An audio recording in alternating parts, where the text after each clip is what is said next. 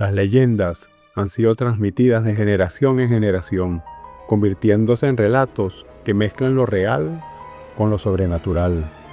Estas historias, contadas bajo la luz tenue de la luna o en las noches frías junto al fuego, nos transportan a un mundo donde los espíritus, los seres mitológicos y los eventos inexplicables cobran vida. A lo largo y ancho de América Latina se han tejido relatos que desafían la lógica y alimentan el misterio. Desde los páramos solitarios de los Andes hasta las densas selvas amazónicas, las leyendas han servido como advertencia, explicaciones a fenómenos inexplicables o simples relatos para sembrar el miedo. En esta recopilación exploraremos algunas de las leyendas más aterradoras y fascinantes de nuestra tierra. Historias que han dejado huella en la memoria colectiva de los pueblos y que, hasta el día de hoy, siguen generando escalofríos en quienes las escuchan. Descubre lo asombroso. Explora lo inexplicable. Comenzaremos con la leyenda de La Llorona.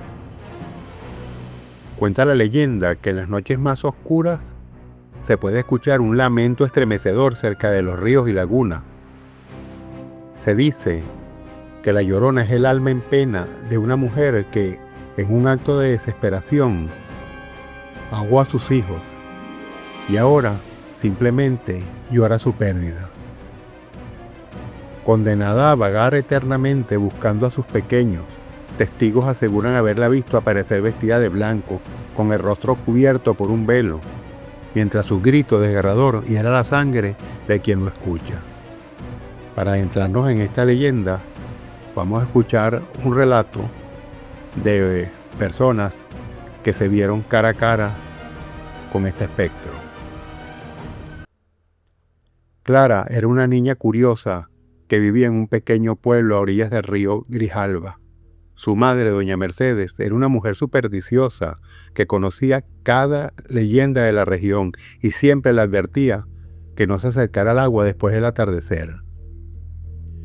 El río tiene hambre de noche, le decía con voz grave mientras acariciaba su cabello.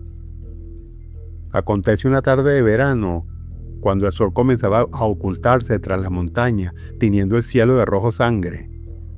Clara jugaba con su muñeca de trapo en el patio trasero de su casa. El sonido del agua corriendo siempre la había hipnotizado. Y aquel día no fue la excepción. Mientras su madre preparaba la cena, la pequeña se escabulló hacia la orilla del río, atraída por un extraño resplandor que parecía danzar sobre la superficie del agua. Al llegar, el aire se tornó repentinamente frío. Los grillos callaron y una bruma espesa comenzó a formarse sobre el río. Clara abrazó su muñeca con fuerza cuando divisó una figura femenina al otro lado de la corriente.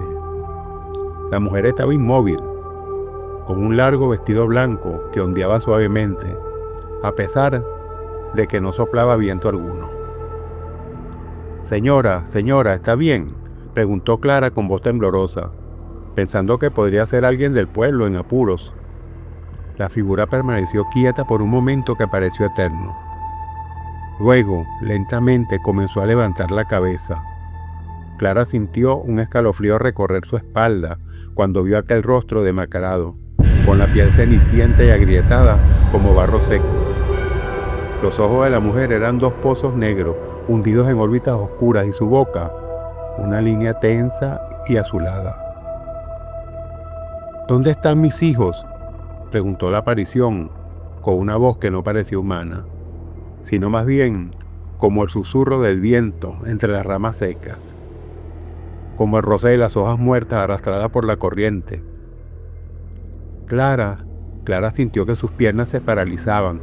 La mujer comenzó a avanzar hacia ella, caminando sobre el agua como si fuera tierra firme. A cada paso el lamento se intensificaba.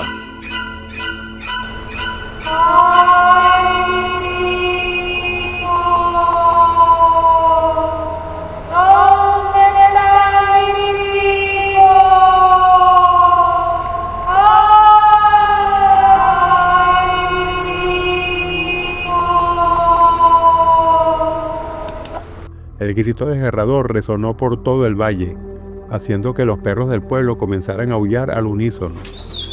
La niña dejó caer su muñeca y corrió despavorida hacia su casa, pero el sonido de pisadas sobre el agua la seguía de cerca. Al llegar a la puerta se giró por última vez y vio que la figura se había detenido en la orilla. La mujer levantó una mano pálida y huesuda, señalando directamente a Clara. Sus labios se movieron, pero el sonido que emitió ya no era un lamento, sino un susurro helado que Clara sintió dentro de su cabeza. Tú serás mía como ellos fueron míos. Doña Mercedes encontró a su hija temblando en el umbral, con el rostro pálido y los ojos desorbitados. Esa noche, Clara desarrolló una fiebre que la mantuvo delirando durante días. Cuando finalmente se recuperó, su cabello antes negro como la noche, mostraba un mechón completamente blanco. Desde entonces, el pueblo entero evita la orilla del río cuando cae la noche, y cuentan los ancianos que en las noches de luna llena, una muñeca de trapo puede verse flotando río abajo, seguida por el eco de un llanto que hiela el alma. Nuestra segunda leyenda se trata del Silbón. Desde los llanos de Venezuela y Colombia surge la aterradora historia de El Silbón. Se trata de un espíritu condenado a cargar eternamente un saco con los huesos de su padre, a quien asesinó en un arranque de ira. Se dice que su silbido anuncia la muerte.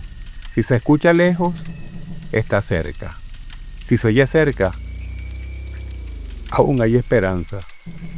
Su presencia es un mal augurio y quienes lo han visto aseguran que su figura es alta y esquelética, con ojos vacíos que parecen absorber la luz misma. José Mendoza y su hermano mayor, Ramón, eran los cazadores más respetados de su pequeño pueblo en los llanos venezolanos. Conocían cada rincón de la sabana, cada rastro animal y cada secreto que la tierra guardaba, o al menos eso creían. Aquel día de abril, cuando el sol comenzaba a descender y las sombras se alargaban sobre la hierba dorada, los hermanos se adentraron en una zona de los llanos que rara vez visitaban.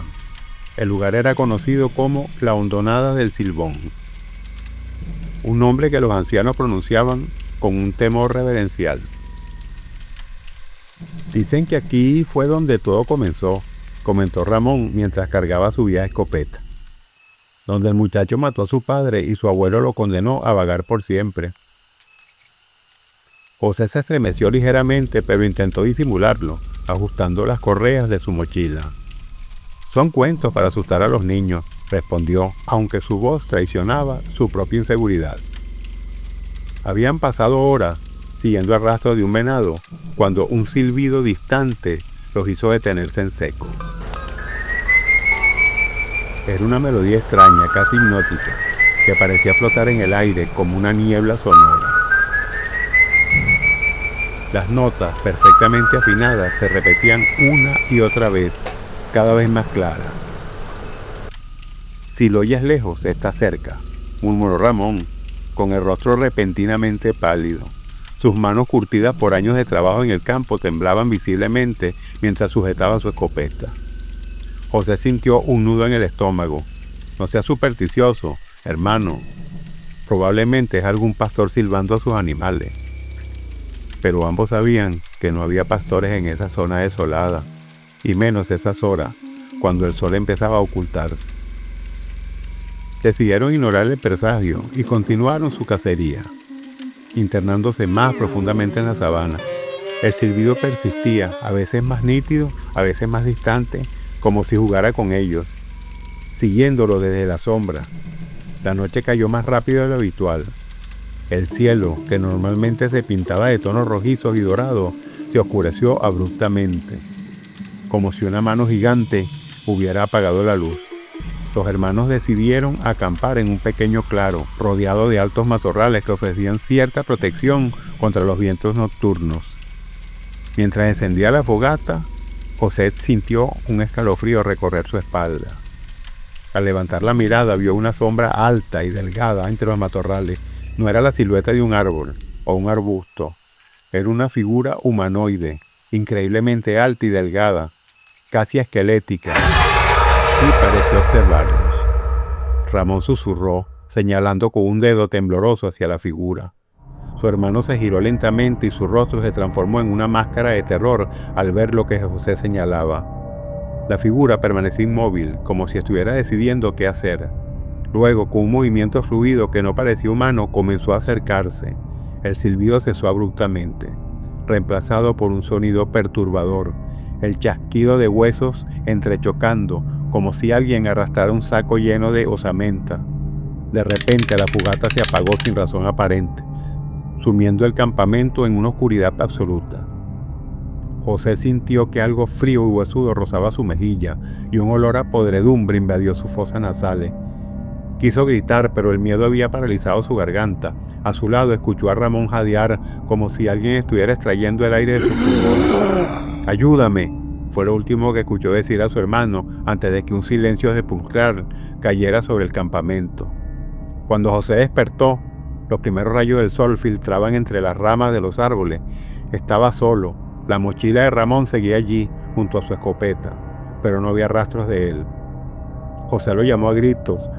Buscó por los alrededores, siguió posibles huellas, pero fue inútil. Su hermano simplemente había desaparecido sin dejar rastro. Fue entonces cuando lo vio, un montón de huesos humanos dispersos cerca del campamento, perfectamente limpios, como si hubieran sido hervidos, y entre ellos el reloj de plata que su padre le había regalado a Ramón en su 18º cumpleaños. José regresó al pueblo con la mirada perdida y la mente fracturada por el horror. Contó su historia una y otra vez, pero nadie quiso regresar con él a la hondonada del Silbón para buscar a Ramón o recuperar sus restos.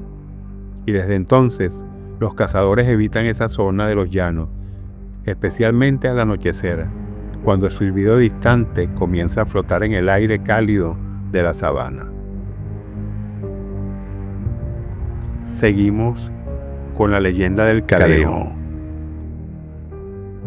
En muchas regiones de Centroamérica se habla del Cadejo, una criatura que toma la forma de un perro espectral. Existen dos versiones de la leyenda: el Cadejo blanco, protector de los viajeros nocturnos, y también está el Cadejo negro, un ser demoníaco que acecha a los borrachos y vagabundos. Aquellos que han sentido su presencia describen el sonido de sus pesadas cadenas arrastrándose por el suelo y un hedor fétido que anuncia su llegada. Ramiro Contreras era conocido en todo San Salvador como un hombre de excesos. Cada viernes sin falta visitaba las cantinas del centro histórico y bebía hasta que sus bolsillos quedaban vacíos o el cantinero se negaba a servirle más. Aquella noche de noviembre no fue diferente. La luna llena iluminaba las calles empedradas cuando Ramiro salió tambaleándose de La Última Copa, el bar más antiguo de la ciudad. El aire nocturno era fresco y olía a tierra mojada después de una leve llovizna. Ramiro intentó orientarse, pero las calles parecían más confusas de lo habitual, como si la ciudad hubiera cambiado su geografía mientras él bebía. Decidió tomar un atajo por el Callejón de los Suspiros, un estrecho pasaje entre edificios coloniales que, según decían los ancianos, debía su nombre a los lamentos de almas en pena que lo frecuentaban. Ramiro no creía en esas cosas. Para él eran solo cuentos para asustar a los niños y mantenerlos lejos de las zonas peligrosas. Apenas había avanzado unos metros por el callejón cuando escuchó un sonido metálico detrás de él. El inconfundible arrastrar de cadenas sobre el empedrado. Su corazón se aceleró y, a pesar de la embriaguez, sintió un miedo primario recorrer su espina dorsal. Se detuvo y aguzó el oído. El sonido cesó. Ramiro se convenció de que era producto de su imaginación, alterada por el alcohol, y continuó su camino, aunque esta vez con paso más apresurado. Pero el ruido volvió más fuerte y más cerca. Las cadenas parecían arrastrarse junto a sus espaldas, como si alguien o algo lo siguiera muy de cerca. ¿Quién anda ahí?, preguntó con voz temblorosa, girándose lentamente. Lo que vio hizo que el alcohol se evaporara instantáneamente de su sistema. A unos metros de distancia, una figura enorme se alzaba en la penumbra. Tenía la forma de un perro, pero era más grande que cualquier can que Ramiro hubiera visto jamás. Su pelaje era negro, como la noche misma, tan oscuro que parecía absorber la luz de la luna. Pero lo más aterrador eran sus ojos.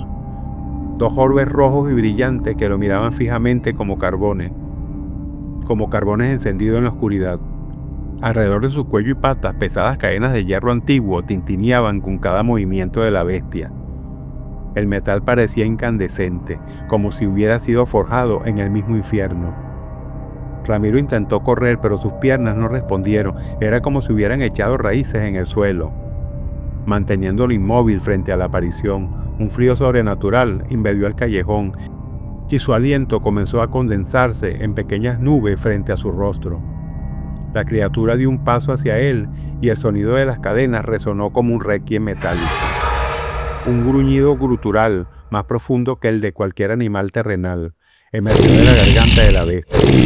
Ramiro sintió que su vejiga se vaciaba involuntariamente, mientras un terror ancestral nublaba su mente. El cadejo, porque ahora estaba seguro de que se trataba de la legendaria criatura. Se acercó más. Ramiro podía sentir su aliento caliente y putrefacto en su nuca, una mezcla de azufre y carne en descomposición. La bestia lo rodeó lentamente, arrastrando sus cadenas como evaluando a su presa. De pronto, un ladrido agudo rompió el silencio sepulcral. Desde el extenso puesto del callejón, otra figura canina apareció. Este segundo perro era tan blanco como la nieve, con un pelaje que parecía emitir una tenue luz plateada. Sus ojos eran de un azul tan claro que resultaban casi hipnóticos. El cadejo negro se detuvo y giró hacia el recién llegado. Un gruñido amenazador emergió de su garganta mientras el pelo de su lomo se erizaba. El perro blanco respondió con otro ladrido más firme y desafiante. Ramiro observó paralizado por el miedo como ambas criaturas se enfrentaban en una batalla silenciosa de miradas. El aire entre ellos parecía crepitar con una energía sobrenatural y el tiempo mismo pareció detenerse. Finalmente, el cadejo negro retrocedió un paso, luego otro, hasta perderse en las sombras del callejón. El perro blanco se acercó entonces a Ramiro y lo miró con una inteligencia casi humana en sus ojos. Después, con un movimiento de cabeza, le indicó que lo siguiera. Tambaleándose por el miedo y el alcohol, Ramiro siguió a la criatura blanca a través de las calles desiertas. En algún momento, exhausto y confundido, perdió el conocimiento. Al día siguiente, Ramiro despertó en su cama sin recordar cómo había llegado allí. Las sábanas estaban rasgadas, como si garras afiladas las hubieran desgarrado, y un olor a azufre impregnaba la habitación. Pero lo más perturbador era el sonido que resonaba en su cabeza. El tintineo metálico de cadenas arrastrándose sobre piedra. Desde aquella noche Ramiro nunca volvió a beber, y cada vez que alguien mencionaba el cadejo, sus ojos se llenan de un terror que ninguna palabra puede describir adecuadamente. Seguimos con la leyenda de La Sayona. La Sayona, originaria de Venezuela. Esta leyenda cuenta la historia de una mujer hermosa que aparece en los caminos desolados para castigar a los hombres infieles. Se presenta con una figura seductora, pero al acercarse, su rostro se transforma en el de un espectro aterrador. Su grito es el último sonido que muchas víctimas han escuchado antes de perder la razón. Martín Avendaño era el tipo de hombre que coleccionaba conquistas, como otros coleccionan sellos. A sus 42 años, dirigía una exitosa empresa de importaciones en Caracas y utilizaba sus frecuentes viajes de negocio como excusa para sus múltiples aventuras. Su esposa Lucía y sus 2 hijos pequeños esperaban pacientemente en casa, ignorantes de la doble vida que llevaba. Aquella noche de junio, Martín regresaba de una reunión en Maracay. Había rechazado la oferta de su socio de quedarse a dormir y prefirió conducir de vuelta a Caracas a pesar de la hora avanzada. La verdad era que tenía una cita con Claudia, su secretaria, con quien mantenían una relación desde hacía meses. La carretera estaba prácticamente desierta, iluminada únicamente por los faros de su lujoso automóvil y la luz plateada de la luna llena. La radio producía una vieja balada romántica y Martín tamborileaba los dedos sobre el volante, anticipando su encuentro con Claudia. Fue entonces cuando la vio. Una mujer descalza en la orilla del camino, con el cabello largo y negro, ondeando suavemente en la brisa nocturna. Llevaba un vestido blanco que se ceñía a su figura esbelta y levantaba la mano en gesto universal de pedir ayuda. Martín disminuyó la velocidad, debatiéndose internamente. Su instinto le decía que siguiera adelante. Era peligroso recoger desconocidos en carretera solitaria, pero algo en aquella mujer lo atraía irresistiblemente. Finalmente detuvo el auto junto a ella, bajó la ventanilla y preguntó: ¿Necesita ayuda, señorita? La mujer se inclinó hacia la ventana y Martín contuvo el aliento. Era extraordinariamente hermosa, con rasgos delicados y unos ojos negros y profundos que parecían contener todos los misterios del universo. Mi carro se averió unos kilómetros atrás, respondió ella con una voz melodiosa que hizo que un escalofrío de placer recorriera la espalda de Martín. ¿Podría llevarme hasta el próximo pueblo? Sin dudarlo, Martín abrió la puerta del copiloto. La mujer subió al auto sin decir palabra, moviendo su cuerpo con una gracia felina que despertó en él un deseo inmediato. Un perfume embriagador invadió el interior del vehículo, una mezcla de flores silvestres y algo más, algo antiguo y primitivo que activó alertas en algún rincón de su mente. ¿Cómo se llama?, preguntó Martín, intentando romper el silencio que se había instalado entre ellos. Sayona, respondió ella, con una sonrisa enigmática que no llegó a sus ojos. Algunos me llaman así. Martín sintió que el nombre le resultaba familiar, pero no podía recordar dónde lo había escuchado antes. Continuaron el viaje en silencio, pero la tensión dentro del auto era casi palpable. De vez en cuando, Martín lanzaba miradas furtivas a su acompañante, admirando su perfil perfecto y la manera en que la luz de la luna iluminaba su piel tersa. Después de unos minutos, la mujer habló de nuevo. ¿Tiene familia, Martín? El hombre se sobresaltó. No recordaba haberle dicho su nombre. Sí, estoy casado, respondió, omitiendo mencionar a sus hijos. ¿Y tu esposa sabe dónde estás ahora?, preguntó la mujer. Y su voz parecía haber adquirido un tono más grave, casi cavernoso. Martín sintió un sudor frío recorrer su espalda. Voy camino a casa, mintió apretando el volante con fuerza. La mujer rió, un sonido que ya no tenía nada de melodioso. Era más bien como el crujir de huesos viejos o el chirrido de una puerta oxidada. Mentiroso, susurró, igual que todos. Fue entonces cuando Martín volteó a verla y su mundo se derrumbó. El rostro de la mujer ya no era humano. Dos ojos negros como pozos sin fondo lo miraban desde órbitas hundidas en un rostro cadavérico. Su boca, antes sensual, se había estirado en una sonrisa imposible que revelaba hileras de dientes afilados como agujas. La piel se había vuelto gris y estaba surcada por venas negras que pulsaban visiblemente. Martín gritó y perdió el control del auto. El vehículo giró violentamente y se salió de la carretera, deteniéndose finalmente al chocar contra un árbol. El impacto lo dejó aturdido, pero no inconsciente. Cuando logró enfocar la vista, la mujer seguía a su lado. Pero su transformación era ahora completa. Su cuerpo se había alargado de manera imposible, con extremidades delgadas y huesudas que terminaban en garras negras.